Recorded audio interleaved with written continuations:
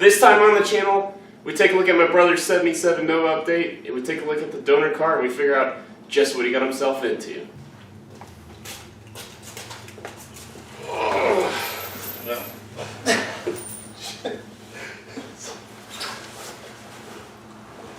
What's going on, YouTube? We're, of course, back in Wichita, and behind us is, of course, my brother's 77 Nova. Jared, thanks for inviting us back to the garage. So, anytime. You're always welcome. So, tell us a little about what we got behind us. Last time we were in, of course, your Nova was back here. Had the subframe off. We had it on the dollies, but we've moved that out. And we moved this thing in. So, tell us a little bit about what you got. So I got this back in May, and as you know, my original car was the car that I drove it everywhere. So the Kansas road salt was not kind to it. So I had serious cancer behind the fenders, or along the wheel lip and the rear quarters. The rockers were bad. And so as I started digging into it and figuring out how bad the rust was, it became apparent that maybe it'd be better to start from something that was a little more solid foundation.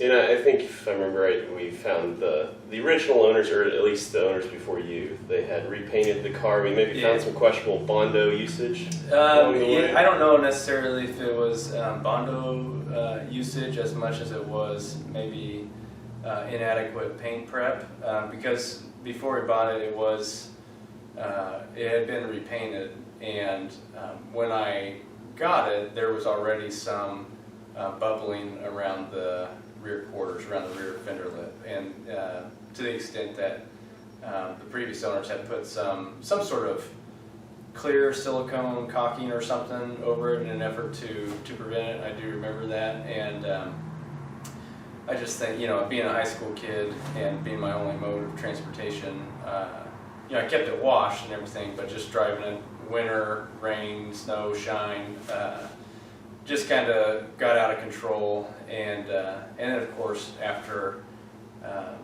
college and getting married, and family just sat for a while, and just got a little bit out of control. So found this in the Dallas area for $500. Picked it up for $500. A buddy of mine drove down with me to pick it up last May, and that was just straight up down and back trip, right? Yep. It's like roughly 5 hours down and then 5 hours back. It's already paying itself off. Definitely got some pocket change here, stuff. Yeah. So, but part of the deal was for $500, you got this puppy, which we were banging around on it earlier, pretty solid. But what else came with it? So I got this, what you see here, and then inside is probably 2 sets of fenders, a couple sets of inner fenders, a few radiator core supports. There's a turbo 350 transmission underneath there, and who knows what shape. This lovely bench seat. Looks like a raccoon gave birth on or something. Yeah, it smells like it too. It's pretty awesome. I was curious as to what was in the trunk, but the guy that sold this to me didn't have the keys, and so I had to drill out the trunk. It was just the rear seat that was in the trunk. I was hoping maybe there was an engine block or something stuffed in there. But the other beneficial thing, this is actually a 75, and mine is a 77. It's obviously the same body style, but one of the advantages of having this car is that in 77, the only Novas that got the beefier Chevy 10-bolt were the actual 350 cars, which are very rare. Mine was originally a 305, but it had a 350 swapped into it, but just had the 7.5-inch ring gear.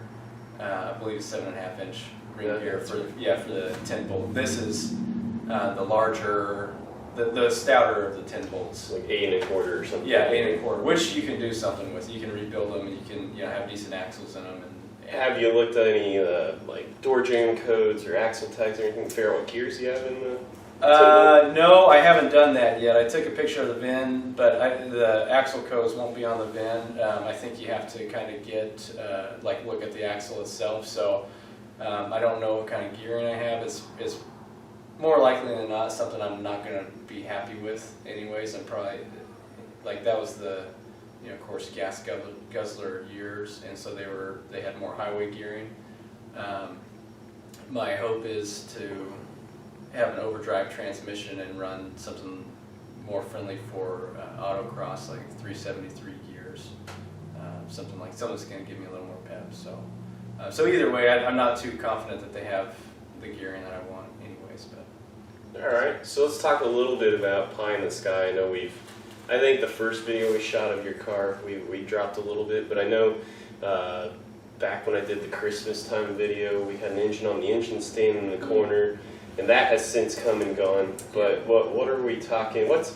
Maybe give us two things. Maybe give us a little look into what's the next step is in the immediate future, and then let's talk a little long-term plans. So immediate future is I got to start weeding this crap out of here.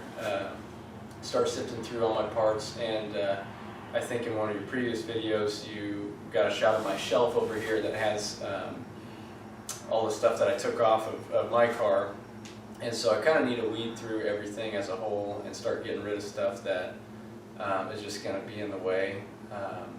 So that's in the immediate future. Sell what I can, what's worthwhile.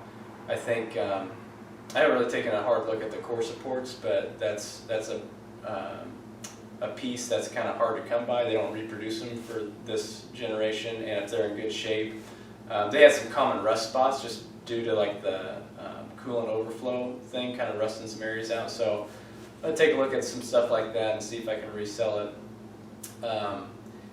And then after I kind of get the clutter cleaned out of the way, then the goal is to strip this thing down, pull the subframe out, and probably make some sort of dolly for the body, so I can kind of move it around and do some basic body work on it. I got to get underneath of it and start prepping that. I think I may have a small patch I might need to do on the driver's side floor pan. I can't really remember how bad it was, but so get the floor pans in good shape. Make sure the underneath is good enough to start undercoating, and then once I get it undercoated, then there's a little dent back here by the trunk. Start doing some of the body, rough body work, and maybe get it in primer. Basically strip it down to bare bones so I can start building it back up. So absolutely. So when we talk about, of course, your old car and this thing, so are you going to be swapping over, say, things like as body panel wise, if you're going to want to keep as many of, if I remember right, as many of your original parts as possible. If it's in equal or better shape, we're talking trunk lid and doors even. Yeah, the goal will be to keep as much of my original car as possible, just because I've hung on to my high school car for this long, and I in some ways feel like a piece of my soul is dying, as much as I let it go. But just confronting the reality that this is going to be a much sturdier platform to start from, but then graft onto it as much as my old car as possible. So of course the subframe, I actually think my front fenders are in pretty good shape. I got a few creases, but I think I can work those out. Hood, I have to keep my hood because this one didn't come with one. Trunk lid, this trunk lid is okay, but try to keep my deck lid because also, like I said before, the keys didn't come with this and I had to drill out the lock, and so probably be easier just to swap over my trunk lid anyways. And then it's one more thing on my car that I have. It's your key to open your door, to open your trunk. Right, original locks, yeah, exactly. And doors wise, I'll probably just keep the doors on this one just because I think they're in better shape, and also just because I think it would be kind of a hassle to swap them out. Sure. Yeah.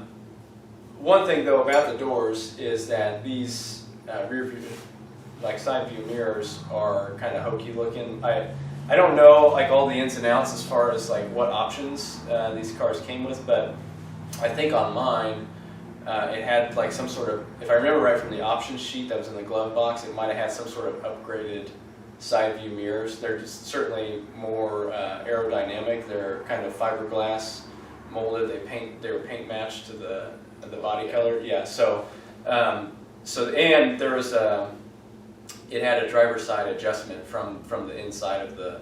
So I will try to not try. I will retain those. And then of course my interior. I think it was when I graduated from college, Mom and Dad had the interior reupholstered, and so I mean it doesn't take much to beat this interior, but definitely gonna. I don't know. I think it's some Reese's, maybe an old gas receipt or something. And some national treasures. Yeah.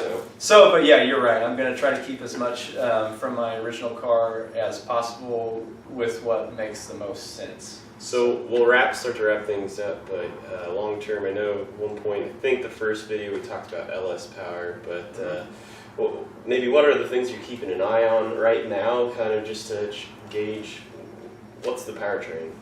Well, you know, I'm kind of going to let that play itself out because it's easy. I found that it's very easy to daydream about the engine and transmission, you know, and it seems like every time, like I'll go in phases and think about different scenarios, you know, 6-liter versus 5.3, naturally aspirated versus turbocharged and that sort of thing. And I don't think that wasting my energy on thinking about that stuff right now is really worthwhile because it's just getting the cart ahead of the horse. But I guess to indulge a little bit, my most recent ponderings are, you know, a 6-liter if I can get it, and then naturally aspirated. But there are, I mean, you can get plenty of power out of a 5.3, and they're more abundant. And so I think it's just going to be when I get to that point where I'm ready to put an engine and transmission in, I'm just going to keep my eye open and see whatever good deal comes up. Yeah, basically. Well, so here's to one step at a time, Jared. Thanks again for inviting us in. But if you're after any 4th generation Nova parts, leave a comment below. I can get you hooked up.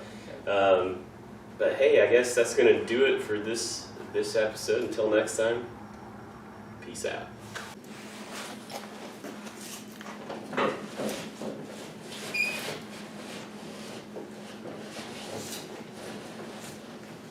This time on the channel, we check out. Ah, shit. Sorry. No, leave it alone. I'll just edit it out.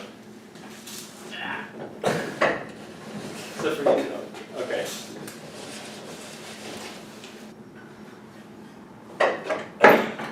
There's more change in here, by the way. Well, amongst other stuff. There'll be some good outtakes, probably, for the.